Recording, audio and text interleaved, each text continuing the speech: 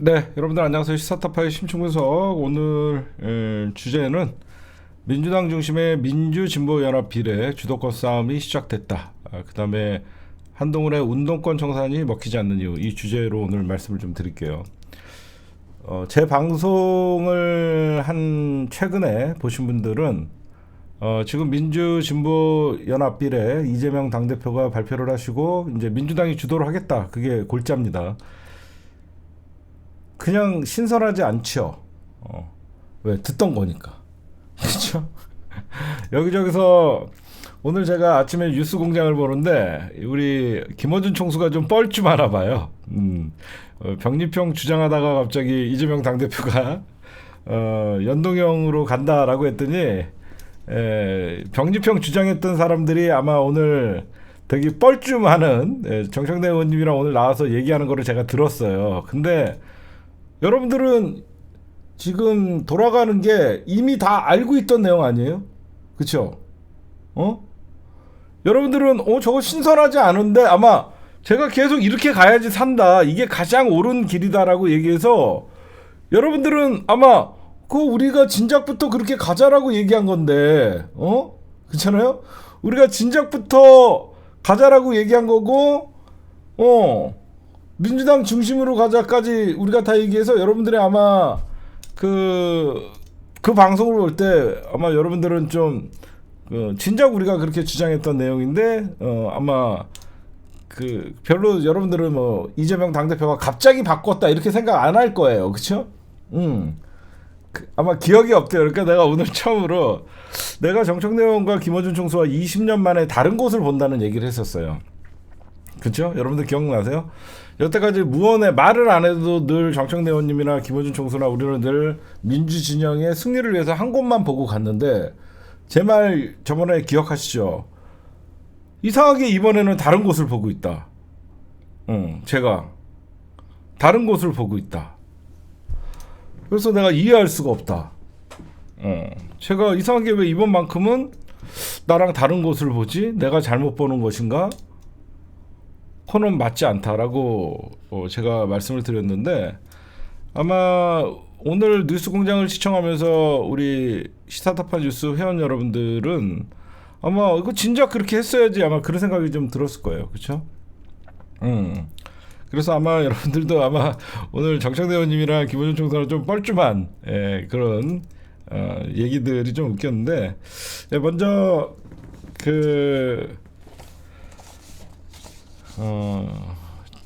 말도 안 되는 뉴스부터 좀 시작할게요. 이거 나중에 제가 보면요. 김기춘이랑 김관진 정치인들 지금 이명박 정권 때 한 놈은 댓글 종작을 했던 놈이고 김관진 한 놈은 국정농단을 했던 놈들인데 이번에 사면을 한다라고 여러분들이 나오고 있어요. 근데 제가 어떤 얘기를 하고 싶으냐면요.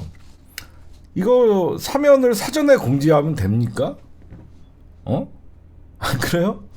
제가 그랬잖아요. 얘네들이 상고를 포기했다. 왜냐면 사면이라는 것은 형이 확정된 사람들에 한해서 사면이 이루어지는 건데 얘네들이 상고를 포기했다라는 것은 이미 사전에 연락을 받았다는 거거든요. 그렇죠? 아니 제 말은 분명히 저 인간들이 상고를 포기할 인간들이 아닌데 상고를 포기했다라는 것은 사전에 너 사면 해줄게 라는 얘기가 사전에 나돌았기 때문에 이건 사면 거래예요. 이거는 사면 거래이기 때문에 이거는 범법행위예요. 말도 안 되잖아요. 어떻게 사면을 서로 약속하고 사면을 합니까? 이건 사면 거래예요. 사면 거래. 더욱더 중요한 거는 이런 김기춘이나 김관진은 실형을 한 번도 살지도 않았어요. 김기춘, 김관진은 실형을 살지도 않고 이번에 여기저기서 막 국정농단에 참여했던 KBS 전 어용 방송을 만들었던 인간들 있죠. 김장겸 이런 자들도 전부 사면을 해줬어요. 뭐냐면 이 사람들이 선거도 나올 수 있는 거예요. 이 사람들 선거도 나올 수 있는 겁니다. 심지어 SK 최재원, LG의 구본상 다 복권시켜주고. 나 이런 얘기를 하고 싶어요. 야, 무슨 명절이 씨발 부패해갖고 썩어 빠진 인간들 면죄부 주는 날이냐? 안 그래요? 언제부터 명절이 부정부패한 썩어 빠진 인간들 면죄부 주는 날이냐고. 우리가 명절을 이런 인간들 사면해 주는 날로 만들었어? 야, 최은순 사면해. 몰래 하지 말고 네 장모부터 새끼야 사면해. 말도 안 되는 짓거리잖아. 오빠, 우리 엄마는 좀만 기다려봐. 그거는 그 명절 때 최은순을 사면을 하면 민심이 안 좋아지니까 3.1절 특사. 뭐, 야, 최은순이가 무슨 3.1을 독립운동했냐? 응? 최은순이가 3.1을 독립운동했냐? 최은순이를 왜 3.1절 특사로 내보내냐? 뭘 했다고? 안 그래요? 나 이번에 사면 대상에서 최은순이가 빠진 이유는 명절에 욕 뒤지게 먹을까봐. 그쵸? 왜 그러냐면 윤석열이가 2월 7일 날 녹화방송 KBS를 통해서 대담이 발표되는데 지 장모 사면했다 그러면 전부 그 명품백 사건의 사과가 아닌 최은순 사면에 쏠릴 수 있기 때문에 최은순이를 사면을 하고 싶어도 일부러 3월달로 뺀 게 그 이유가 있는 거예요. 명절 민심 때문에 최은순이는 3.1절 특사로 빼놓고, 왜 3월 1일부터는 거의 국회나 여기저기서 이제 사람들이 지역구 선거에 매진을 할 수밖에 없고 완벽한 총선 체제이기 때문에 국회에서 논쟁이 피할 수 있다는 생각을 하는 거죠. 그렇죠? 왜 3월이지 했는데, 왜 그러면 지는 명절을 앞두고 대국민 대담을 하는데 거기에 지 장고 위조에 실형 살고 있는 깜빵에 있는 장모가 사면되면 아예 그게 퇴색되니까 그렇게 하는 것이고, 그리고 지도 쪽팔렸는지, 여러분들 윤석열 지도 쪽팔렸는지 이번 그 신년 기자회견, 윤석열이가 취임 후 100일 기자회견 이후에는 어떤 뭐 기자들과의 스킨십이나 국민들과의 어떤 소통 이런 건 전혀 하지 않았어요. 많은 사람들이 이번에도 기자회견 안 하냐, 신년 기자회견 안 하냐 요구를 하니까 KBS 대담을 통해서 밝히겠다라고 했는데, 그것도 녹화로 짜고 치는 고스톱이다 하고 얘기했더니 한다는 짓거리가 사전에 질문지를 받지 않았다, 즉석에서 얘기했다. 그럼 라이브로 하든가. 안 그래요? 아니, 녹화 방송이 싫으면 라이브로 했으면 되잖아. 라이브로 기자회견을 하면 될걸 뭐하러 녹화 방송으로 KBS 대담을 해? 말 같지도 않은 얘기를 해요. 안 그렇습니까? 뭐 이번에는 사전에 질문 없이 KBS와 대담을 했다. 그럼 라이브로 하든가. 응? 그 말 같지도 않은 소리라고. 명절은 이런 부정부패한 범죄자들을 면죄부를 주는 날이 아니다, 윤석열. 응? 나쁜 놈아. 그 다음, 네, 오늘 중요한 거, 이제 민주당이 이제 주도권을 잡고 연동형 비례대표를 하기로 했습니다. 여러분들 아마 가장 우리 민주진보 어떤 시청자들 중에서 여러분들이 이 연동형이나 비례대표에 대해서 여러분들 아마 이해도가 가장 나쁠 거예요. 그렇죠? 가장 높을 거예요. 나쁠 거예요가 아니라, 여러분들이 이번 선거의 비례대표 선거의 이해도는 제 방송을 보신 분들이 아마 이해도가 제일 높을 거라고 저는 생각을 합니다. 미리 제가 한동훈에게 경고도 했었어요. 어떤 경고를 했냐면, 한동훈이 오늘 김어준 총수랑 정청래 의원님이 방송에서 계속 한동훈 좀 깠잖아요. 한동훈이는 뭐 저희랑은 타협한 적이, 저희가 협조한 적은 없습니다. 뭐 이런 얘기 했잖아요, 오늘. 그쵸? 저희 국민의힘은 이번 선거에 대해서 협조한 적이 없습니다. 그때 내가 뭐라 그랬어요? 저 새끼들이 노리고 있던 게, 만약에 민주당이 병립형으로 갈 경우에는 현행 지금의 선거 제도를 바꿔야 되기 때문에 국힘당과 연합을 해서 국회를 통과시키고 대통령의 의결을 받아야 된다 그랬잖아요. 그렇죠? 국무회의를 통과시켜야 된다고. 제가 거부권 얘기를 미리 해준 거예요. 그래서 그러니까 한동훈이는 현행 선거 제도 자체를 모르는 거예요.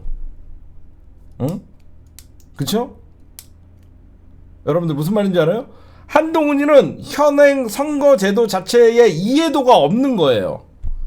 이해도가 없다 보니까 국힘당은 지금 이번 이재명 대표의 연동형 비례대표에 찬성을 해준 적이 없습니다. 제가 바보라 그랬잖아요.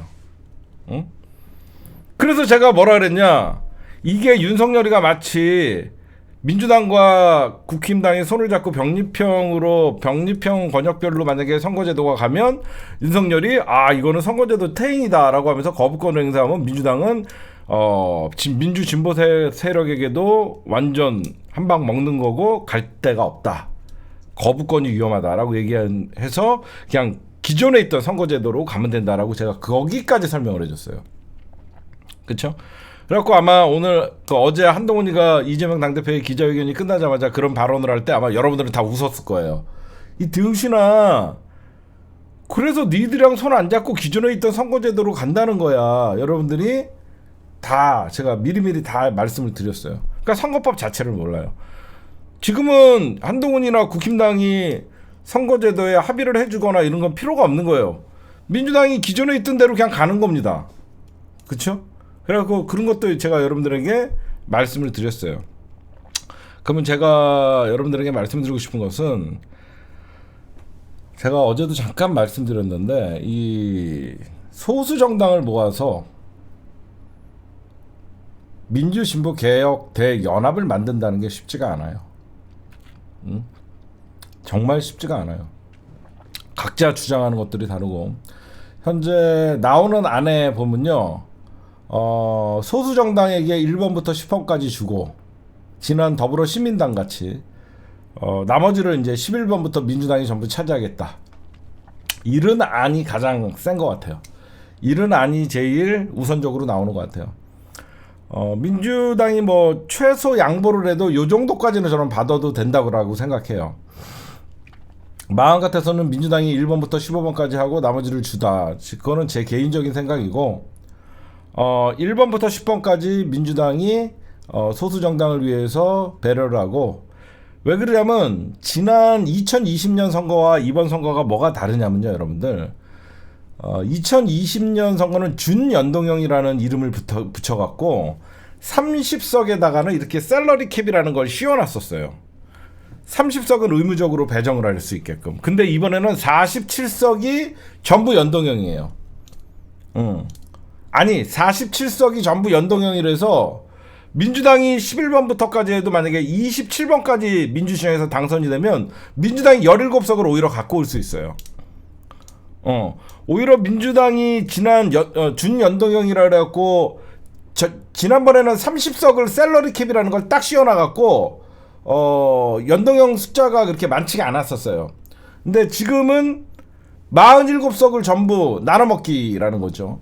그래서 민주당이 11번까지를 만약에 11번부터 한다 그러면 민주당이 최소 20석 이상은 먹게 되면 지난번보다는 민주당이 더 먹을 수는 있어요. 그래서 아마 민주당이 어느 정도 여기까지는 제가 찬성이에요. 듣보잡이 아니라 민주당이 공천을 하겠다는 거예요.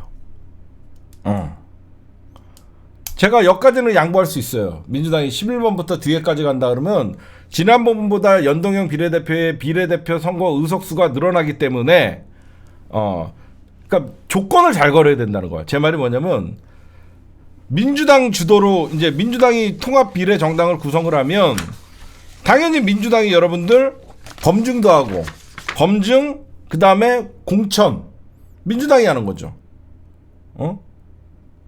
만약에 범진보 세력이 28석을 갖고 오면 민주당은 18석을 가져가는 거예요. 이것도 안 받으려고 할 거예요. 제가 볼 땐. 그래서 아니 제가 해봤잖아요. 네, 이번 제가 여러분들 예상해 줄까요?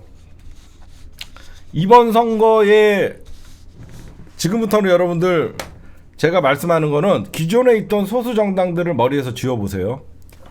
기존에 있던 소수 정당들을 머리에서 지워보시면 어떤 생각이 드냐면 우리는 단 하나예요. 국힘당에게 최대한 의석이 가지 않고 민주당 중심의 비례 선거로 이루어지고 그래서 더 많은 47석 중에서 적어도 민주 진영이 25석 이상을 갖고 오는, 그렇죠? 25석 이상을 갖고 오는 그런 선거를 만들어야 돼요.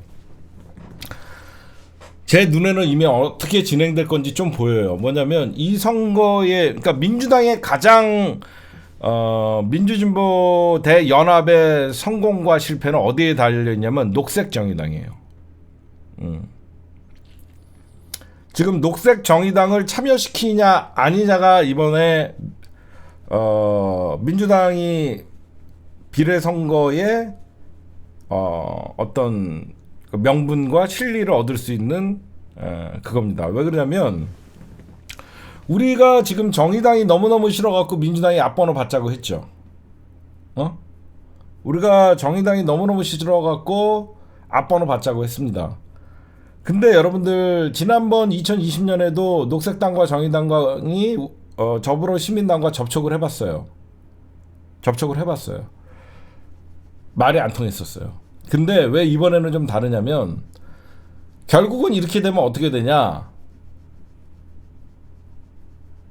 용해인이나 기본소득당이나 사회민주당 이 사람들은 별로 참여하는 건 의미가 없고 결국은 민주당 플러스 지난번 같이 똑같이 돼버려요.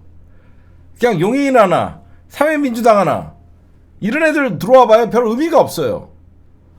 그러면 왜 제가 녹색 정의당의 참여가 중요하다라고 얘기했냐면 여러분들이 냉정해지세요. 왜 냉정해지시냐면 녹색 정의당이 참여를 해야지 그 다음에 진보당 노동당도 참여를 시키고, 그렇죠?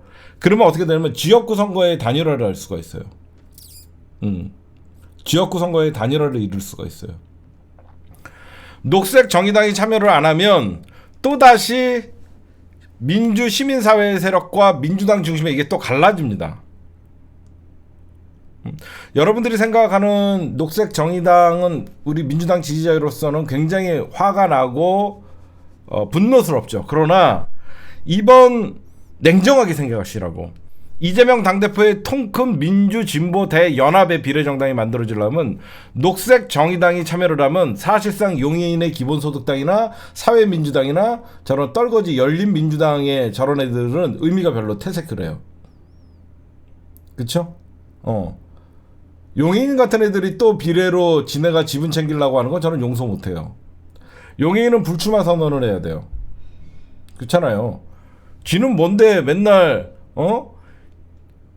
힘 있는 쪽에다가 줄 서갖고 비례를 재선을 합니까? 그럼 말이 안 되는 거예요. 그렇잖아요, 여러분들. 용해인의 기본소득당이나 무슨 3인당이나 이런 세력들이 시민사회의 중심이에요? 냉정하게 생각해봐요. 용해인의 기본소득당, 그 열린민주당이라는 애는 이미 민주당이랑 통합했는데 그 떨거지들 그런 애들은 참여할 의미도 없는 거고, 이런 애들은 시민사회나 지금 촛불이나 이쪽에 전혀 영향력이 없어요. 응? 그렇잖아요. 그러면 이번 선거에 가장 민주당이 뭘 잘하면 되냐면 녹색 정의당의 참여, 그 다음에 노동당과 진보당의 참여, 이게 필수예요. 여러분들 왜 제가 이런 말씀을 드리냐면 얘네들이 안 받을 거예요. 근데 받게끔 해야 돼요. 왜 그러냐면 쟤네들은 현실을, 이번은 2020년과 2024년 이번 선거가 뭐가 다른지 여러분들에게 좀 말씀드릴게요. 여러분들 제 얘기가 제 말씀을 좀 들었다 보면 이해가 좀 갈 거예요. 2020년 때의 선거와 지금의 2024년의 선거는 어떤 큰 차이가 있냐면요. 2020년 때는 그나 정말 정의당과 녹색당에 어깨뽕이 이만큼 들어가 있었어요. 그때와 지금은 달라요. 뭐가 다르냐? 그때는 2016년까지 그 병립형 권역별 비례 선거를 했죠. 그러니까 심상정의는 이 얘기의 중심이 아니니까 얘기를 좀 들어보라고. 심상정의는 이 얘기의 중심이 아니니까 좀 얘기를 좀 들어보라고. 2020년에는 2016년도에 선거법이 개정이 되면서 소수 정당들이 원내에 진입을 할 수 있다는 엄청난 기대감을 갖고 있었어요. 그때는 엄청난 기대감을 갖고 있어갖고 얘네들이 그 엄청난 기대감이 뭐냐면 20석도 얻을 수 있다라는 사실상 엄청난 지네들이 선거법 개정에 있어서 벌써부터 촉포를 터뜨리고 있었어요. 그래서 이제 더불어시민당이라는 정당이 나올 때 얘네들이 극구 반대를 하고 난리를 쳤던 거고, 그래서 막상 민주당 주도의 더불어시민당이라는 정당이 나오니까 아, 우리는 죽는다는 걸 현타가 왔던 선거예요. 제 말 이해하세요? 민주당이 지네가 독자적으로 저렇게 한다 그래도 자기네들이 비례 선거를 해도 자기네들이 뭐 10석에서 20석은 얻을 수 있다라는 착각을 하고 치렀던 선거가 2020년 선거예요. 지금은 뭐냐? 민주당 그늘 아래에 있지 않으면 자기네들은 비례대표 선거 3%도 못 넣는다는 더 위기에 빠져 있는 게 지금의 정의당이에요. 왜 그러면 그때랑 완전 상황이 다르거든요. 그때는 민주당만 없으면 자기네들이 20석까지도 가능하겠다는 생각을 해서 정의당이 플랫폼의 중심이 되겠다고 하면서 오만을 부렸지만, 그 4년이 지난 지금은 정의당은 사실상 대한민국 노동자와 서민을 대변하는 정당도 아니고, 정의당의 비례대표 싸움이나 이런 것들을 보면서 사실 정의당은 정의당이라는 소리를 들으면서까지 비판을 받았어요. 그러면서 기존에 있던 지지율 5%도 나오지 않고 지금은 1점 몇 프로 정도밖에 나오지 않는 정당으로 완전 전락을 했다라는 거예요. 여태까지 정의당이 5%의 지지율을 유지했던 것도 민주당 지지자들이 사실상 지역구 선거에서 정의당을 찍어줬기 때문에 정의당이 5% 정당이었는데, 그런 정의당이 지난 2020년 총선 이후에 국민의힘 이중대 역할을 하면서 정의당에서 마음을 비운 민주진보 세력들과 민주당 지지자들이 마음이 빠지니까 실질적으로 정의당의 지지율은 1.5%밖에 안 된다는 것을 스스로가 느낀 거예요. 그래서 이번에는 민주당이 주도권을 줄 수 있는 절호의 찬스라는 거예요. 제 말은 민주당이 주도권을 휘두르고 민주당이 공천까지 하고 검증까지 할 수 있는 정의당 후보를, 그러니까 녹색 정의당 후보의 비례대표를 민주당이 검증해서 민주당이 공천을 하는 시스템이 된다는 거예요. 제 말 이해가 가십니까? 지난 2020년 선거같이 선거법이 개정된 다음에 오만했던 정의당의 모습이 아닌 거예요. 이번에는 정의당은 민주당과 어떻게 해서든지 머리 맞대고 싸워서 안에 들어와서 2석이든 3석이든 녹색당이든 1석이든 2석이든 자기네들의 이익을 챙길 수밖에 없는 그런 상황인 거예요. 여러분들이 지금 총선판이 2020년 총선판과 여러분들이 같다라고 생각하면서 이번 2024년에도 정의당을 내치고 그러면 안 돼요. 지금은 왜 그러냐? 녹색 정의당이라는 의미는 기존에 있던 뭐 용해인의 뭐 기본소득당, 사회민주당 뭐 이런 정당들보다 사실 파워가 달라요. 우리가 무시하는 녹색당과 정의당, 진보당, 노동당 이런 정당들이 적어도 민주노총과 노동자들을 대변하는 정당들은 맞아요. 그렇죠? 그러다 보니까 우리가 촛불 집회를 하던가 민주노총의 집회를 보면 시민사회에 100만 표를 움직일 수 있는 힘이 있어요. 그쵸? 시민사회에 100만 표를 움직일 수 있는 힘은 이쪽이 갖고 있어요. 그래서 이런 용해인이, 저는 이제 지금부터는 용해인이 나대면 안 돼요. 용해인은 어차피 갈 데가 없는 걸 스스로가 알아요. 민주당 그늘 안에서 비례대표 1석밖에 받을 수 없다는 건 용해인이 알아요. 용해인은 차선이에요. 제가 왜 이런 말씀을 드리냐? 2020년 총선을 정말 더불어 시민당을 하면서 진짜 산전수전 공전을 겪어봤더니 용해인의 기본소득당이나 사회민주당 얘네들은 발언권을 이제는 주면 안 돼요. 민주당이 범민주 세력, 미워도 녹색당, 정의당, 진보당, 노동당 이런 정당들과 연합 정당을 구성했을 때 이재명 당대표가 공격당하지 않아요. 그쵸? 우리가 연동형 비례대표가 되면서 민주당이 위성정당이라는 부담감을 가졌던 이유는 국힘당과 조중동의 비판이 아니에요. 국힘당과 조중동의 위성정당 만들었다는 비판이 무서워서 이재명 당대표가 연동형이냐 병립형이냐를 고민한 게 아니에요. 민주시민사회에서의 비판이 가장 아픈 거예요. 녹색정의당, 진보당, 노동당, 민중당 할 것 없이 이재명 당대표와 민주당이 이 사람들을 끼워넣을 수 있다라고 하면 이재명 당대표는 이번 선거가 끝나고 나서 승리자가 되는 거예요. 응? 그렇잖아요. 용해인의 기본소득당이나 사회민주당은 지금의 논의의 대상이 아니에요. 이 사람들과 손잡고 여러분들 봐봐요. 민주당이 만약에 끝까지 이게 안 돼서 그거는 차후책이에요. 정말 이 민주진보연합이라는 게 쉽지가 않아요. 민주당이 여러분들 만약에 대놓고 이번에 위성정당을 만들었어요. 민주진보연합이라는 정당을 만약에 비례정당을 만들었다고 합시다. 민주진보연합. 그러면 민주진보연합 여기에 용해인의 기본소득당, 사회민주당과 손을 잡고 이번 총선을 치른다. 이쪽을 적으로 만들어버리는 거예요.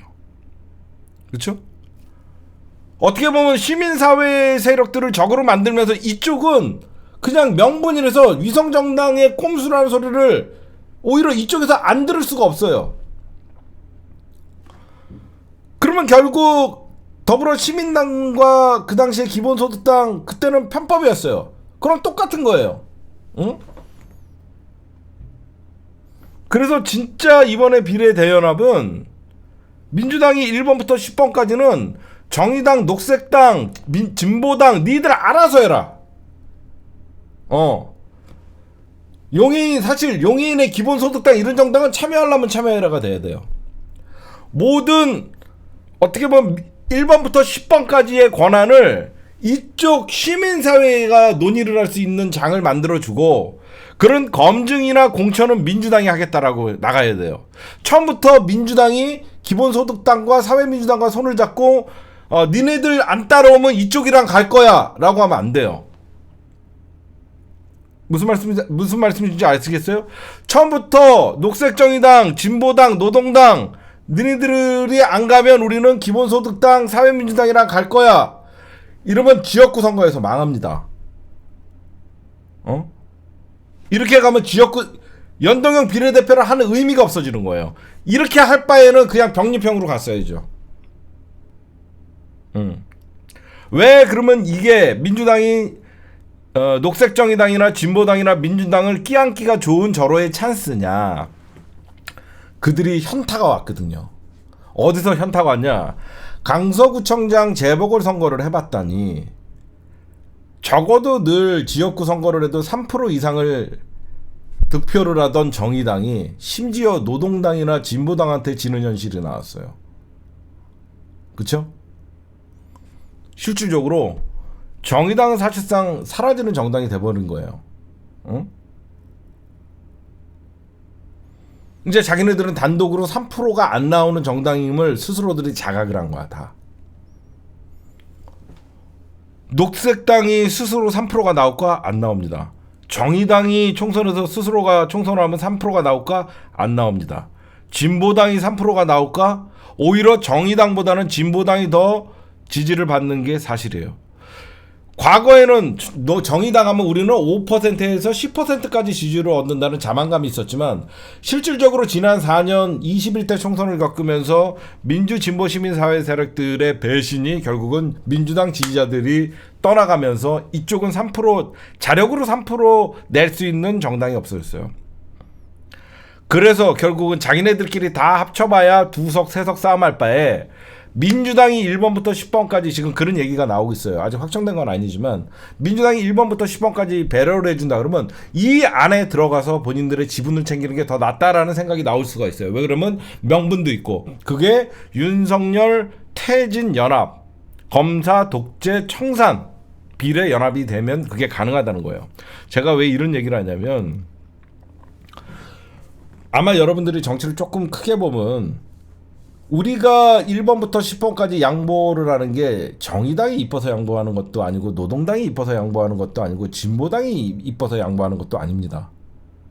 녹색당이 이뻐서 양보합니까? 아니에요. 결국은 민주 진보 세력들과의 연대가 결국은 지역구 선거와의 연대도 이어지는 것이고 총선 이후에 단일 대오로 윤석열 퇴진이라는 시대 정신에 검사 독재 청산이라는 시대 정신에 맞기 때문에 일로 가야 되는 거예요. 그래서 똑같은 얘기를 자꾸 하는데 정의당 퇴출시키자는 분들은 아무 필요 없는 얘기예요. 이제는 정의당은 거의 퇴출이 됐기 때문에 녹색 정의당, 녹색당에도 먹히는 정의당이에요. 그렇죠? 녹색당에도 먹힐 수밖에 없는 정의당이 돼갖고 녹색 정의당이 됐는데 지금 우리가 그러니까 민주당은 맏형이에요. 맏형이 미운 놈 하나 있다 그래갖고 너는 안 돼 이렇게 하면 민주 진보 대연합이라는 비례 선거가 성공할 수가 없어요. 제 말을 이해하시는 분들은 정말 민주당을 사랑하고 이 정치를 조금 보실 줄 아는 분들이고 계속 정의당은 안 된다라고 얘기하시는 분들은요. 이 민주 진보 대연합 자체를 이해를 못 하시는 분들이에요. 왜 그러냐면 여러분 생각해 보세요. 녹색당과 정의당을 품으면 어떻게 되냐면 진보당과 노동당이 따라와요. 진보당과 노동당을 따라오게끔 할 수 있어요. 그러면 민주당이 명분 싸움에서도 끝내주죠. 녹색, 정의, 그 다음 진보, 노동까지 다 흡수를 하는 거죠. 그러면 어떻게 됩니까? 얘네들은 봐봐요. 녹색당, 정의당, 진보당, 민중당, 노동당 이런 5개 정당이 들어오고 나머지 여기에 어떤 정당들이 들어와요? 기본소득당, 뭐 사회민주당 이런 정당들 그럼 벌써 7개죠. 거기에 맨 마지막에 조국신당. 조국신당은 지금 나서면 안 돼요. 조국은 신당을 창당해도 선거 막판에 합류를 하냐 아냐를 정해야 되는 거예요. 벌써부터 조국신당이 민주진보대연합에 합류를 하면 망합니다. 조국은 이쪽 민주진보대연합에 들어오고 싶어도 조국은 우리도 합류하겠다 이런 얘기를 하면 안 돼요. 그냥 계속 밖에 있다가 민주진보대연합이 완성이 됐을 때 조국도 손을 잡고 송영길도 손을 잡고 자연스럽게 완전체를 만들면 어떻게 되냐면 다 한석 이상씩 돌아가요.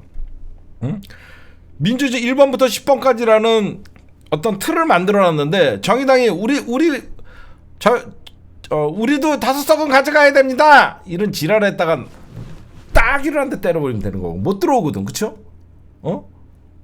생각해봐요. 10석 있는 파이 초코파이 10개 있는데 지네가 5개 처먹겠다 그러면 나머지 7명은 입 벌리고 있는데 이런 미친 새끼 정의당이 진짜 밉다 그러면 나머지 정당들을 끌어들이면 정의당이 도태가 돼요. 이제 이해하십니까? 정의당을 먼저 배제시키고 나머지를 끌어들이려면 나머지 정당들이 연합이 깨진다 그래서 안 들어와요. 녹색 정의당을 끌어들이고 민중당을 끌어들이고 노동당을 끌어들이고 진보당을 끌어들여갖고 대연합을 만들어 놓으면 거기 안에서 서로가 양보를 하고 합의를 하려는 세력들이 있을 테고 기존에 있던 5석을 갖고 있다 그러면서 자기 질분 요구하는 정의당은 거기서 쫓겨나는 거예요. 안 그래요? 많은 정당들이 지금 현실이 현타가 온 게 뭐냐? 강서구청장 재보궐선거를 해봤더니 1점 몇 프로밖에 안 나온다.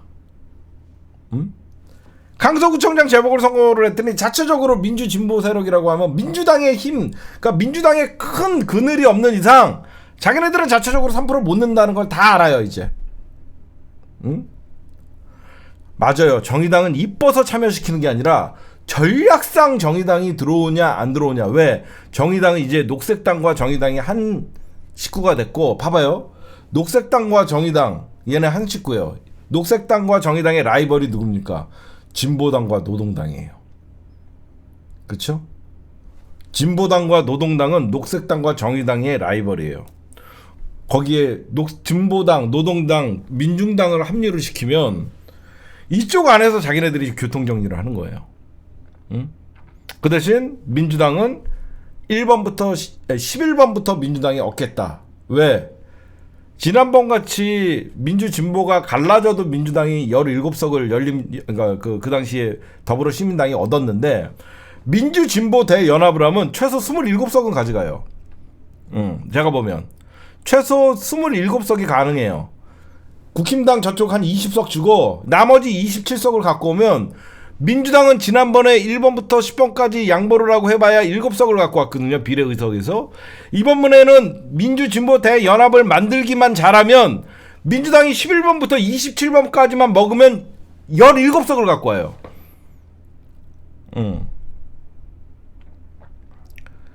임종석, 노영민 민주당에서 제발 꺼져라. 너 좀 나가라. 지금 너 좀 나가라 지금. 여러분들 이해가 가세요? 왜 그러냐면 47석 전체가 지금 연동형이에요. 47석 전체가 연동형이기 때문에 여러분들이 생각할 때 왜 우리가 또 1번부터 10번까지 줘야 돼? 아니에요. 전략상 근데 저는요 1번부터 10번까지 준다고 하면요, 저희 인간들 아마 1번부터 15번까지 달라 그랬거든요. 아마 1번부터 15번까지 달라 그럴걸요. 왜 그러냐면 민주당이 1번부터 10번까지 주면 남는 장사예요. 이거는 전략이지 쟤네를 배려하는 게 아니에요 사실. 자, 여러분들이 이거는 47석 중에서 27석을 갖고 오면, 민주당은 지난 더불어시민당이 성공적이었다고 했지만 사실 7석밖에 못 갖고 왔어요. 그 7석을 갖고 왔던 이유가 민주진보 진영이 통합이 안 됐었어요. 그렇잖아요. 이 도라이들 좀 내보내세요. 지금 비례대표 선거하는데 어디서 갈라치기라고 앉아있어. 그냥 민주 올인. 그래 민주당 올인하기 위해서 이렇게 하는 거잖아. 민주당 올인하기 위해서 이렇게 하는 거잖아.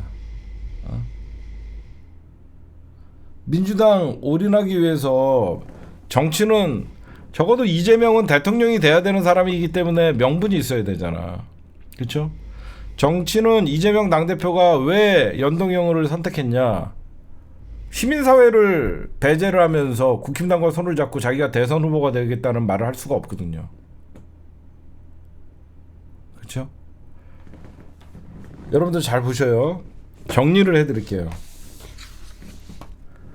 단 조건이 있다. 민주당이 1번부터 10번까지 모든 시민사회 계열을 모은다. 검증은 민주당이 한다. 최종 공천은 민주당이 한다. 11번부터 민주당은 배수진을 친다. 지금 가장 중요한 거는 기본소득당이나 이런 애들은 어차피 갈 데가 없기 때문에 민주당이 협조를 할 수밖에 없다. 진짜 이번 비례대연합의 성공은 녹색정의당, 진보당, 민중당, 노동당을 어떻게 참여시키느냐에 따라서 이번 민주진보대연합이 중요하다. 왜? 민주진보대연합을 참여시키지 않으면 결국은 민주당이 또 위성정당 만들었다고 하면서 총선 이후에 시민사회 세력들은 민주당을 공격한다. 그러면서 결국은 이재명을 공격한다. 어떻게 되든지 지금은 기본소득당, 용해인 이런 애들이 중요한 게 아니에요. 여러분들이 정치를 조금 아시고 시민사회 활동을 좀 해보신 분들은요, 녹색정의당이나 진보당이나 노동당이나 민중당이 의석이 없을 뿐이지 이들과 함께하는 시민사회의 숫자가 적지가 않아요. 이들과 함께하는 시민사회의 숫자가 그렇게 적지가 않습니다. 적어도 100만 표가 돼요. 적어도 100만 표는 돼요. 그래서 용해인이나 이런 애들 용해인 빼면 기본소득당이 무슨 의미가 있고 사회민주당 갑자기 정의당에서 나타날 의미가 없잖아요. 지금 뭐 용해인이가 이걸 뭐 민주당과 먼저 협상을 통해서 오히려 민주당은 이쪽과 먼저 협상을 하고 민주진보 대연합을 이루고 가장 중요한 거는 조국과 송영길은 가만히 있어야 된다. 조국과 송영길은 끝까지 가만히 있다가 나중에 민주진보 대연합이 이루어졌을 때 표를 집중시킬 때, 그렇죠?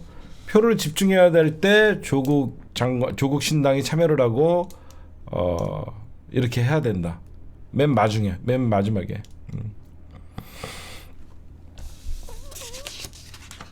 근데 이런 게 여러분들 쉽지가 않아요. 얼마나 어렵냐면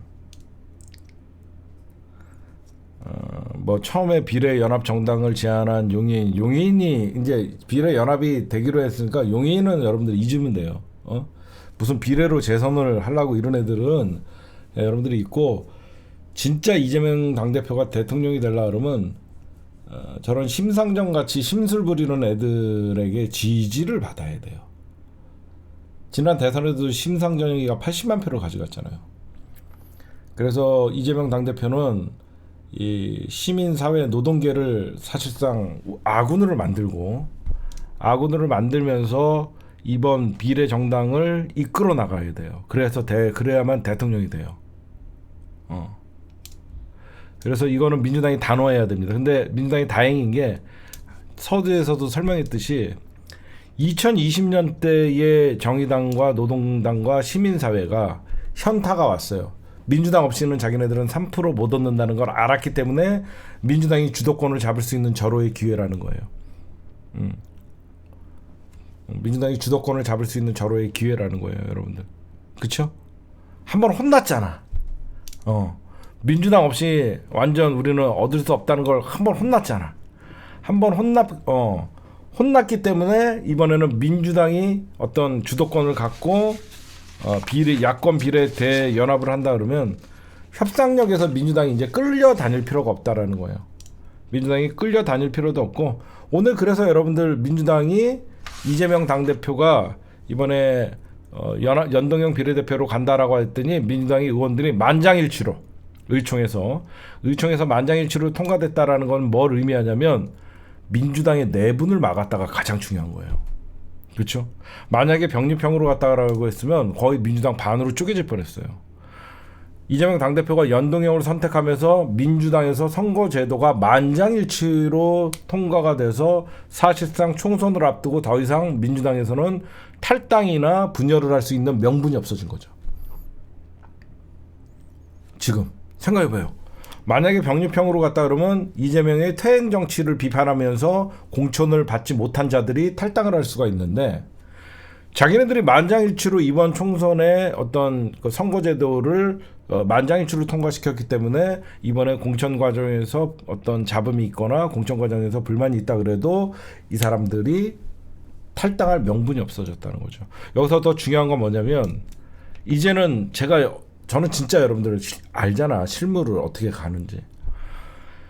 불출마 선언자들을 어떻게 민주진보 연합 비례정당에 보낼 것인가, 누구를 당대표를 세울 것인가, 이게 굉장히 큰 겁니다. 그래서 제가 그때 딱 생각한 게, 그때 이종걸 의원님한테 바로 전화하고 재윤경 의원님한테 전화해서, 의원님 어차피 이번 공천 못 나가시잖아요. 빨리 페이스북에다가 글 하나 쓰고 빨리 탈당하시죠. 그래서 그때 제가 이종걸 의원님이 사실상 지역구 경선에서 져갖고 5선의 이종걸 의원님을 더불어시민당으로 권유를 좀 드렸고, 재윤경 의원님 불출마 선언을 하셨으니까 더불어시민당 가갖고 마지막에 기여를 하셔야죠. 그래서 재윤경 의원님이 더불어시민당에 가서 대변인을 맡으셨고, 정은혜 의원님 뭐 하십니까? 빨리 넘어가셔야죠. 그래서 정은혜 의원님이 불출마 선언을 하시고 그때 넘어가갖고 사무총장을 하신 거예요. 그래서 이번에는 여러분들 솔직하게 말씀드릴게요. 믿을 수 있는 사람이 더불어시민당의 대표가 돼야 돼요. 저 죄송하지만 추미애 의원님 위험해요. 내가 추미애 의원님이 어떤 강직하고 어떤 정치적으로 소신있고 다 좋은데 추미애 의원님은 거기 가면 안 돼요. 추미애 의원님은 가면 안 돼요. 왜냐면 내가 정치하시는 거 보니까 조금만 수틀리면 그냥 받아버리고 이거 안 되더라고. 위험해 진짜. 왜냐면 추미애 장군님은 격전지에 나가갖고 지역구에서 이기는 게 맞는 것 같아요. 격전지에 나가서 이기는 게 맞는 것 같고, 추미애 장관님 같은 경우에는 윤석열에 대해서 이가 갈리고 억울한 것도 많고 정말 호불호가 갈리잖아요. 근데 추미애 장관님은 오히려 명예롭게 민주당에서 전략지역에 공천을 해갖고 이길 수 있는 그런 선거가 추미애 장관님한테 맞는 것 같고, 왜 그러냐면 추미애 장관님이 이렇게 화평은 아니거든요. 왜냐면 이 더불어시민당은 예를 들면 만약에 민주당 중심의 비례연합정당이 나올 경우에는요, 이 사람 저 사람을 좀 아우를 수 있는 사람이 와야 돼요. 우상호가 저는 추천합니다. 사실 노동운동도 했고 운동권이고, 근데 우상호 안 갈라 그럴 거예요. 그렇죠? 우상호 정도면 어떤 운동권 세력들과 노동계 세력들과 소통이 되거든요. 응? 응? 제가 볼 때는 그래요. 아니 자꾸 왜냐면 현역들이 왜 그러냐면 민주당이 여러분들 기호 3번을 받아야 돼요. 응? 왜 그러냐면 민주당이 기호 3번을 받으려 그러면 민주당이 기호 3번을 받으면 현역들이 넘어가야 돼요. 그러니까 여러분들이 우상호에 대해서 잘 모르니까 얘기하는데, 뭐 우상호는 제가 예를 들은 거고, 불출마 선언한 사람 중에서 현역들이 넘어가서 기호 3번을 받아야 돼요. 그래서 지역구는 1번, 비례는 3번, 13. 우상호를 수박이라고 얘기하는 애들은 정치의 지읒자도 모르는 애들이에요. 그러니까 여러분들이 말씀드리는 거는 좀 크게 보라는 거예요. 지금 자꾸 수박 타령 아직도 하는 인간들이 있는데, 우상호도 품지 못하면서 무슨 민주당에서 총선을 이기고 대선을 승리하겠다고. 아니 제가 얘기하는 게 아니라 하여튼, 그러니까 제가 말씀드리고 싶은 것은 김남국 의원도 불출마 선언했잖아. 그럼 넘어가야지. 넘어가야지. 불출마 선언한 사람들 다 넘어갈 수 있게끔 리더십이 있어야 돼. 이탄희 배신자, 야 진짜 큰일이다. 정치를 친명만 갖고 하나? 친명만 갖고 하면 교섭단체 만들어갖고 당대표까지는 해. 이재명. 당신 같은 사람들이 이재명을 죽이는 거야. 정치를 친명만 갖고 해? 그래, 친명만 갖고 하면 교섭단체 만들어갖고 당대표 영원히 할 수 있지. 그건 정말 이재명을 위하는 길이 아니에요.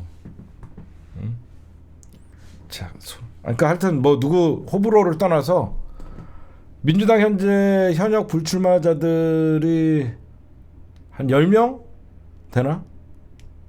그래서 이 당대표가 왜 중요하냐면, 오늘 아침에 정청래 의원이나 김원준 총수가 얘기한 것 같이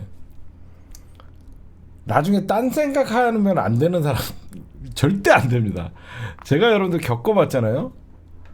그 작은 더불어시민당을 만들었을 때도 그 서울의 완장찬 인간들은 민주당과의 합당을 반대하는 인간들도 있었고, 별의별 인간들이 다 있었어요. 서울시도당 위원장이라고 하는 정치인도 아닌데, 이 나중에 이 딴 생각할 수 없는 김민기 의원도 있네요. 김민기 의원도 있고, 하여튼 불출마 의원들을 어떻게 위성정당으로 그러니까 민주당이 지분이 많은 거죠. 이번에 진보당이든 노동당이든 녹색당이든 정의당이든 민주당의 힘을 빌리지 않으면 범진보 연합이 안 된다는 걸 스스로가 알아요. 민주당이 의석 제일 많잖아. 민주당이 의석이 가장 많으니까 꾸어질 의석도 많잖아. 그러면 대거 민주당에서 한 10명만 넘어가도 민주당에서 대거 10명만 넘어가도 실질적으로 기호 3번을 받을 수가 있거든요. 응? 기호 3번을 받을 수가 있거든요. 그러니까 요 싸움이에요. 전체적인 큰 그래서 그때 시민당과 민주당이 합당하는데 그 불협화음 없이 마무리하고 우리는 빈 그릇이다라고 하면서 순수한 시민들로 돌아온 게 바로 우리였죠.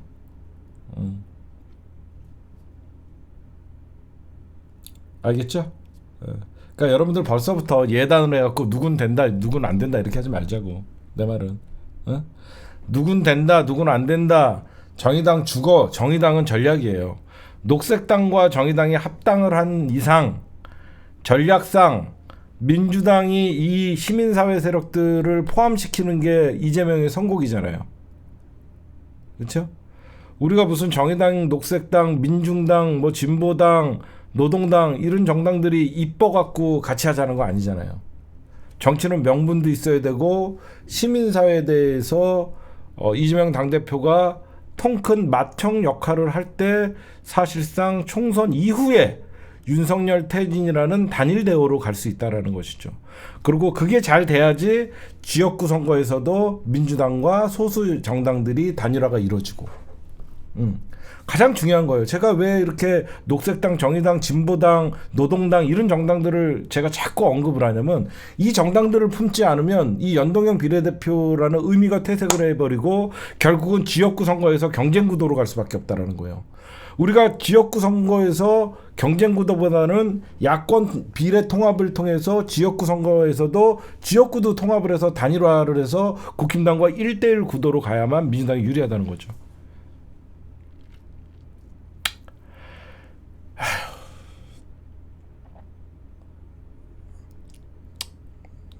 오늘의 핵심 포인트 뭐 이해하실 분들은 이해하시고 또 이런 얘기 아무나 못할 거예요. 그렇죠? 아무나 하면 또 무슨 정의당이냐 이렇게 하면서 또 정치의 지을자만 보고 전략상 민주당이 품어야 된다. 그래봐야 열석이다. 안 그래? 그래봐야 모든 민주 진보 사력들 다 민주당에 참여시켜봐야 열석이다. 11번부터 뒤에는 열려있다. 11번부터 47번까지는 열려있다. 그렇잖아. 안 그래요 여러분들?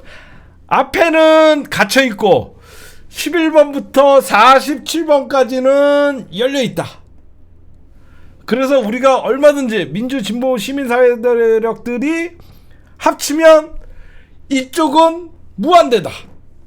하여튼 그런 생각을 여러분들이 가지면 될 것 같고 이제 나 오늘 너무 웃겼어. 정청래 의원님이랑 김어준 총수가 자기네들 말한 게 다 뭐 병림평으로 가야 되는 말다가 뻘쭘하니까 기억이 안 나요. 웃겼는데 우리가 국힘당과 다른 점은요. 저는 대한민국 정치를 보면서 이런 생각을 합니다. 저희가 국힘당과 민주당이 뭐 양당 기득권 정당이라는 두 정당의 비판을 받지만 적어도 민주 진보 세력이라는 어떤 가치를 가지고 선거를 뛰려 그러면요. 양심이 있어야 돼요. 그 양심 안에는 어떤 게 있어야 되냐면요. 우리 진보 민주 연합이라는 큰 가치를 가지고 이재명 당대표의 말씀대로 맏형 역할을 하는 게 중요한 시기가 됐어요. 지금.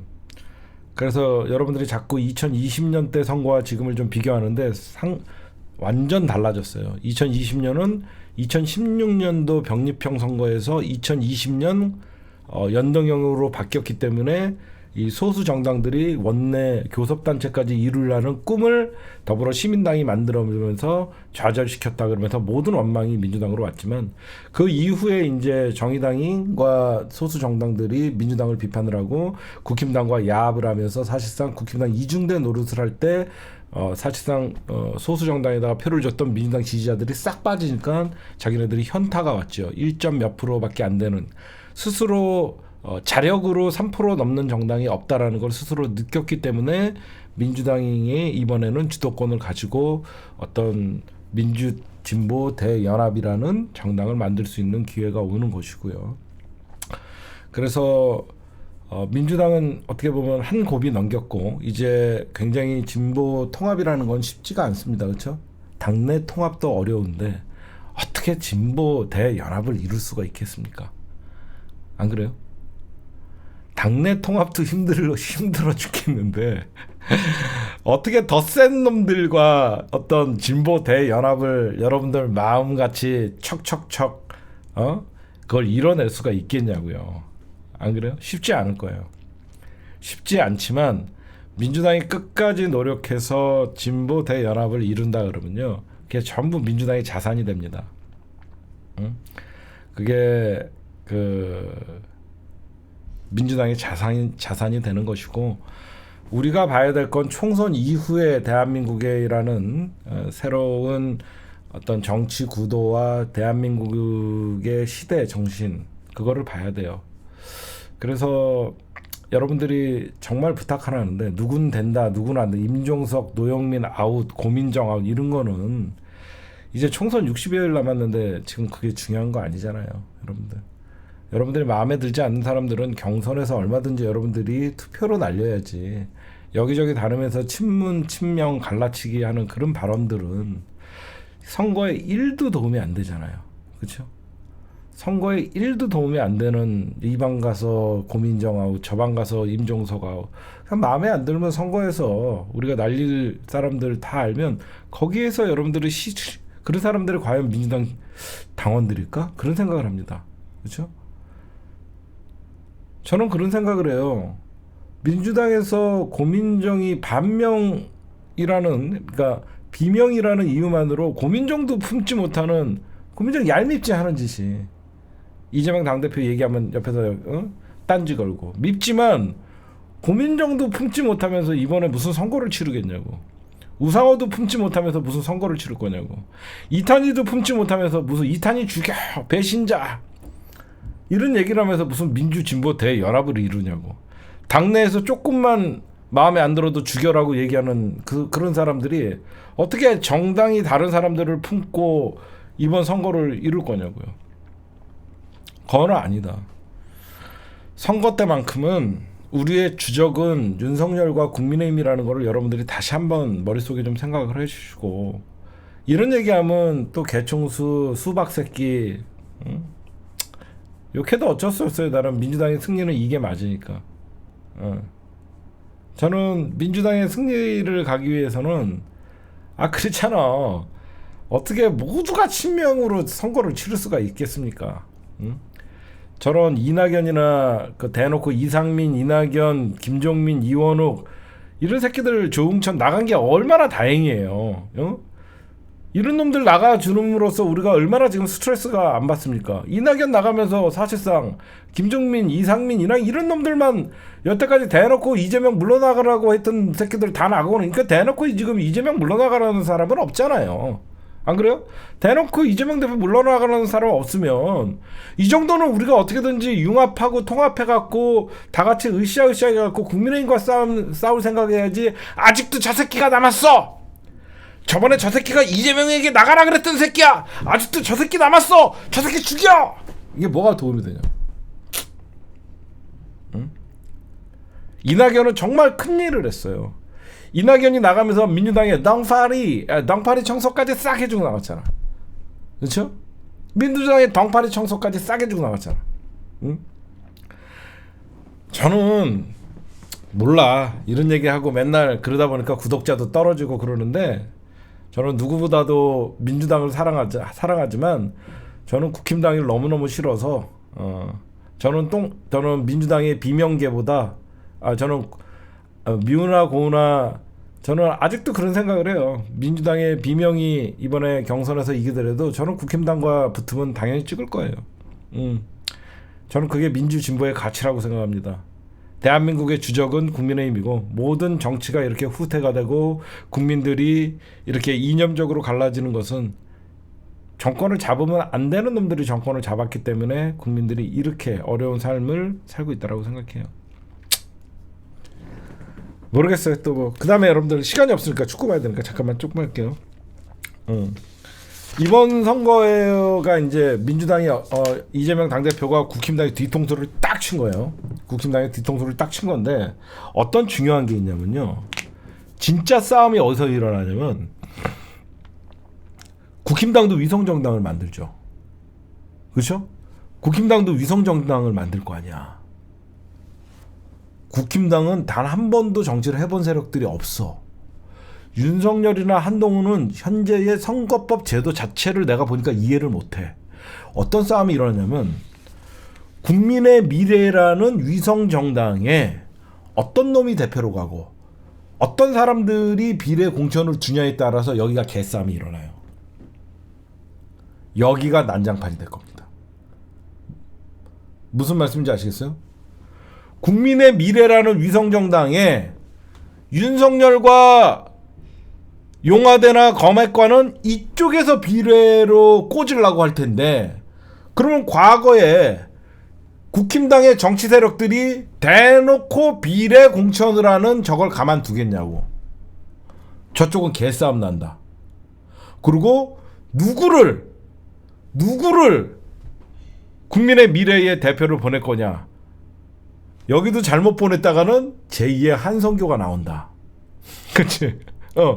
잘못 보냈다가는 분명히 윤석열 사람으로 공천을 이루기 위해서 걔를 보낼 텐데 공천을 보내고 났더니 선거에서 국힘당이 폭망을 했어. 그러면 다시 국민의힘으로 돌아가지 않고 만약에 국민의 미래랑 개혁신당이 손을 잡으면 죽는 거지. 그렇죠? 국민의 미래라는 위성정당을 만들었더니 윤석열이 완전 국민의 심판을 받았어. 여기 있던 그 의원들이 국힘당에 안 돌아가고 누구야? 왜? 자기가 윤석열보다 이제 그 임기가 많이 남았거든. 여기서 이제 이준석 이런 애들과 손을 잡으면 이제 작살나는 거거든. 그래서 여러분들은 민주당이 이제 대놓고 자기네들이 중심으로 간다라고 선언을 하고 민주당은 위성정당의 노하우가 있어요.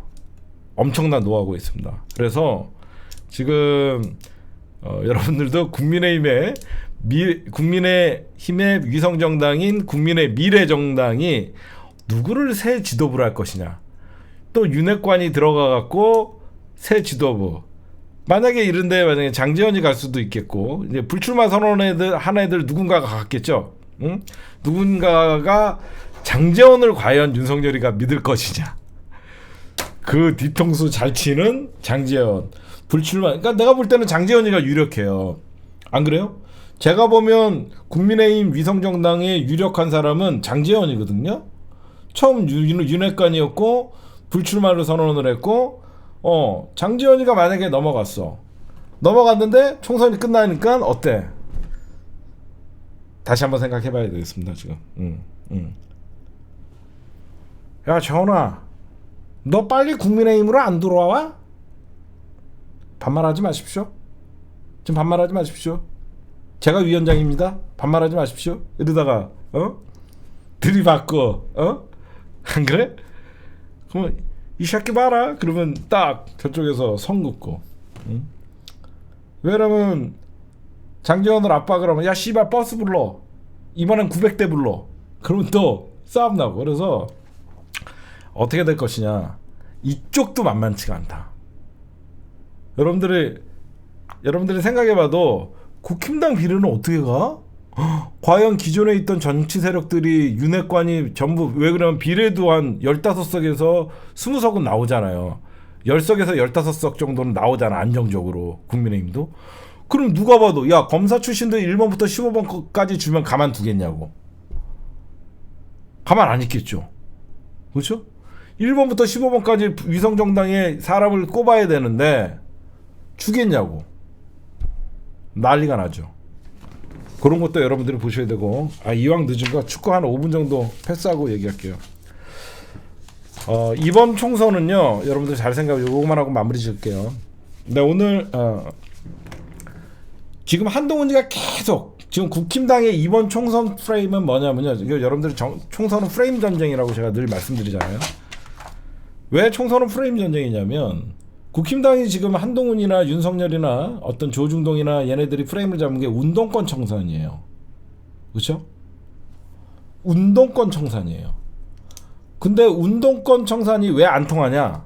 지금 국힘당과 조중동은 586 운동권 청산이라고 하면서 선거에 기치를 걸었는데 민주당은 뭘로 맞서고 있죠?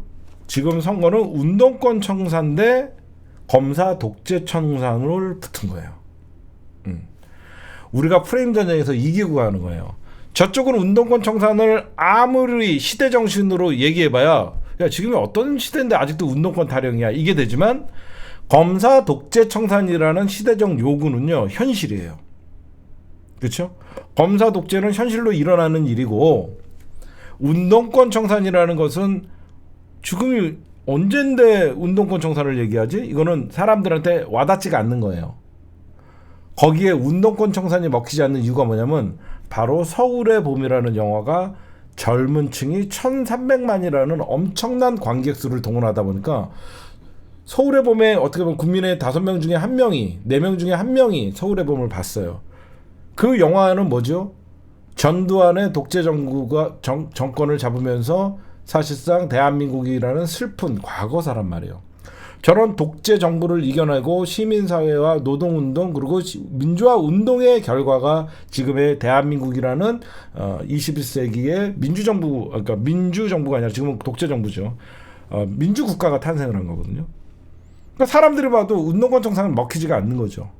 서울의 봄이 엄청난 큰일을 한 거예요. 그렇죠? 서울의 봄이는 국힘당은 아무리 지금 운동권 586이 결국은 대한민국 정치를 이렇게 이분법으로 만들지 않았습니까? 이 지랄 떨어도 야 검사 독재 정부가 뭘 잘했다고 지랄이야. 결국은 군사 쿠데타, 검찰 쿠데타. 결국은 니들이 오늘 한동훈이가 말한 것 중에 가장 내가 열받는 게 뭐냐면 위성정당 때문에 최강욱 의원이나 김의겸 의원이 나타났다. 검사 쿠데타 때문에 감옥에 가야 될 새끼들이 지금 국힘당의 당대표를 하고 대한민국의 대통령을 하고 있다는 것만 알아야죠. 군사 쿠데타만큼 검사 독재들의 쿠데타는 결국은 여가 됐든 야가 됐든 정치권이 다시 권력을 회복하는 순간 니들은 척결의 대상이라는 것만 알려드리고 싶어요. 예, 시대 정신은 운동권 청산이 아니라 검사 독재 정부, 검찰 독재 시대의 청산이 어젠다다 이런 말씀드립니다. 오늘 방송은 여기까지 하겠습니다.